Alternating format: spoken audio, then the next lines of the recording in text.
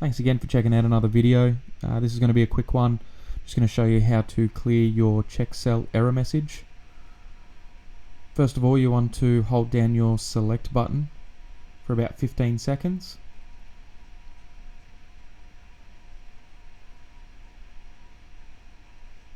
And this is going to put you into a service menu where you can change your reverse polarity time limit, but most importantly, this is where you can change your operating hours or your cell hours. So scroll down, press select, and here it's going to show you your chlorination hours and your cell hours.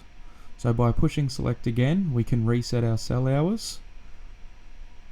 We can then push our menu button twice to go back to the main screen, and this will clear your check cell error message.